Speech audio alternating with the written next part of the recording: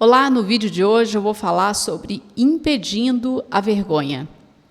Esse é o terceiro vídeo de 7 vídeos do capítulo Impedindo o Ciclo Negativo.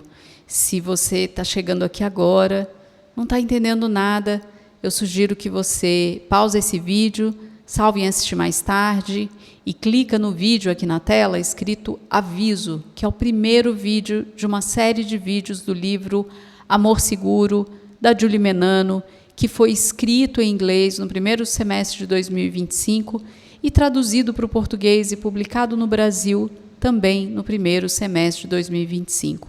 E por que é interessante que você comece desde o primeiro vídeo introdutório desse livro? Porque a Julie Menano traz para a gente a teoria do apego como a estrutura de todo esse livro / manual, eu diria, sobre relacionamentos. E ali no aviso você vai entender algumas coisas que são bem importantes para você se dar conta se esse livro é para você, para o relacionamento que você está vivendo. Você vai ver que esse livro tanto faz para você estar num relacionamento ou não, certo? Então, faça isso. Se você chegou aqui agora, você vai aproveitar muito mais. Se você não me conhece, meu nome é Thaís Tosati, eu sou psicoterapeuta, especialista em individuação, atendo adolescentes e adultos sobreviventes de relações tóxicas e da terapia breve do resgate da criança interior. Se você já vem acompanhando, seja muito bem-vindo, seja muito bem-vinda. Então, Julie Menano traz um tema muito importante aqui, que é a vergonha. Então, quando as pessoas estão agindo mal no relacionamento, e quando a gente não está falando de relacionamentos tóxicos e abusivos, assista o primeiro vídeo, aviso para você entender do que eu estou falando, o grande objetivo dessas pessoas é manter um passo à frente da vergonha que vive nelas. Porque a vergonha que motiva o apego inseguro faz com que a gente tema o abandono e sentimentos de rejeição e dignidade. E a vergonha, meu Brasil, ela se desenvolve na infância, quando os cuidadores enviam mensagens de maneira consistente e ao longo do tempo de que de alguma parte sua, ou você toda, é fraca, egoísta ou alguma outra coisa que supostamente deva se envergonhar. E aí você pode ouvir isso e achar que isso é muito extremo. Não, isso não aconteceu comigo, do que você está falando. E a Julie Menano, muito sábia e experiente que é, traz um exemplo que eu considerei assim muito simples e que possivelmente muita gente vai se identificar e vai entender como que essa história da vergonha ela vem de um jeito muito disfarçado na infância e aí na vida adulta, com um apego inseguro, as nossas reatividades em relacionamentos. Ela está denunciando que a gente está escondendo a nossa vergonha de sofrer rejeição, abandono. Então, o exemplo que ela traz é de um garoto um garoto de 10 anos que quer um cachorro e ele diz para os pais que promete que vai cuidar. E aí o pai vira para ele e fala: como assim você vai cuidar de um cachorro? Você não consegue nem arrumar o seu quarto? Como que você vai conseguir cuidar de um cachorro? Claro que a gente não vai te dar. E parece até, né? Olha, realmente, ele não cuida do quarto, né? Como é que ele vai cuidar de um cachorro? Dá trabalho, né? Falar assim parece ok. E aí, o que a gente precisa fazer? A gente está falando de uma criança que ela tem todo um repertório, não só neurobiológico, como é que esse cérebro funciona, emocional, para ouvir isso desse pai e o que ela, em geral, assimila com esse tipo de resposta. Você não consegue nem cuidar do seu quarto, quanto mais de um cachorro. Em geral, o que ela assimila é assim: eu deveria conseguir manter o meu quarto arrumado. E se eu não consigo, é porque tem alguma coisa muito errada comigo. Além disso, né, além desse comentário ser um comentário agressivo, e cínico, né? A Julie Menano traz isso, ele é cínico. O que essa criança pode internalizar é: eu não sou bom o bastante, eu não consigo acertar. eu não mereço que falem comigo com delicadeza. É expressando frustração e envergonhando os outros que resolvemos nossos problemas.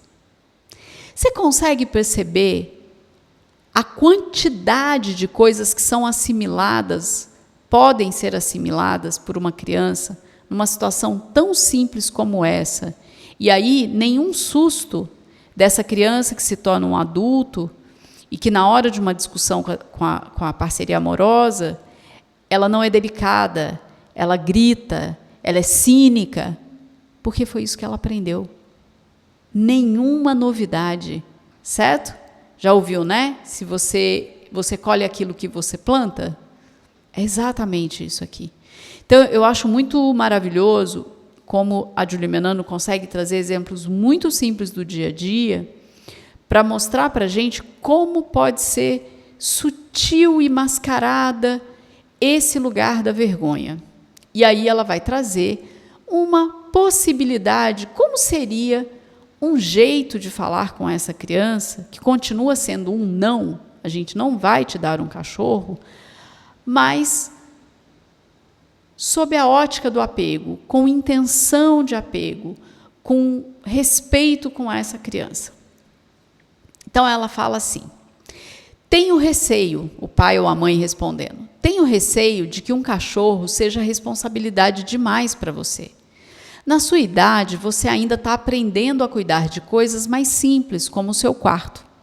Vamos nos concentrar nas suas responsabilidades do momento, antes de acrescentar mais.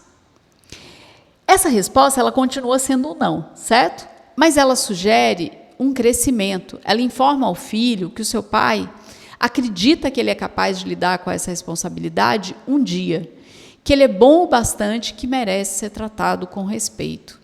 Consegue ver a diferença? E eu diria que tem uma simplicidade nessa fala, nessa resposta, nessa possibilidade de resposta, e que, claro, quem não consegue dar esse tipo de resposta, e é a esmagadora maioria, infelizmente, é essa denúncia de como que aprender sobre a violência, o desrespeito, é algo que vai passando para frente e não parece. Parece, inclusive, um discurso muito coerente. Claro, você não consegue cuidar do seu quarto, você vai cuidar de um cachorro? E a Julie Menano mostra para a gente que sim, existe um jeito respeitoso e que respeita não só essa criança como ser humano, como essa criança com a idade que ela tem. Porque quando ela diz: eu temo que cuidar de um cachorro agora seja responsabilidade demais para você. Você está nesse momento de aprendizado ainda de cuidar do seu quarto. Vamos fazer uma coisa de cada vez? Tem muitos ensinamentos nessa proposta que a Julie Menano traz aqui. Bem, e aí quando essa criança recebe essa mensagem, que ela se envergonha, ela começa a aprender a esconder as partes dela que ela entende que é ruim ou indigna. E como a gente é motivado a se conectar, faz muito sentido tentar esconder a parte que você acredita que não mereça conexão, certo? Porque daí, se eu estou escondendo, eu não sinto essa vergonha e aí está resolvido.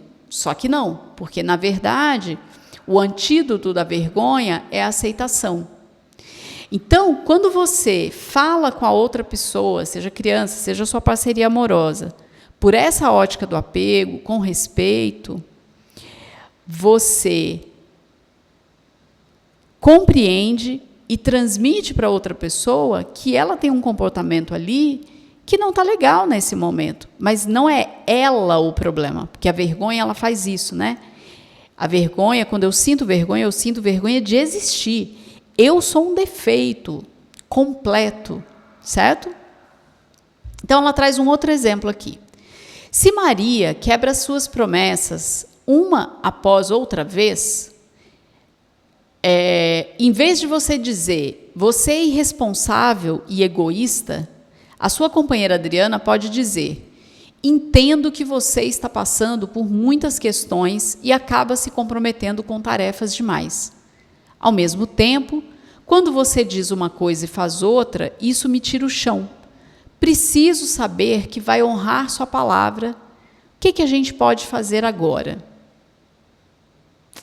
Percebe? É muito diferente essa fala, e ela dá trabalho, não é mesmo? E dá trabalho prático, quando eu falo estudar esse livro, colocar em prática as coisas que ele traz aqui, para chegar nesse ponto, existe um trabalho, existe um esforço para ser feito, e a coisa bonita dessa história de se estudar a teoria do apego e de colocar em prática essas mudanças, é que isso é, de fato, uma musculatura que você vai ganhando e que depois que você a tem, a coisa acontece, ela vai entrando nesse lugar de um novo comportamento, de algo que se torna automatizado. Então, vamos lá. Digamos que sua parceria amorosa pareceu resistente à mudança quando você tentou mencionar as dificuldades que vocês enfrentam como casal. Então, você recomenda um livro sobre relacionamentos que está lendo e ela afasta a possibilidade de ler e fala: não precisamos disso, só temos que ser mais gentis um com o outro. E aí, o que a Julie Menano vai trazer? Que na experiência dela, o que essa pessoa está tentando realmente fazer ela está rejeitando a vergonha dela.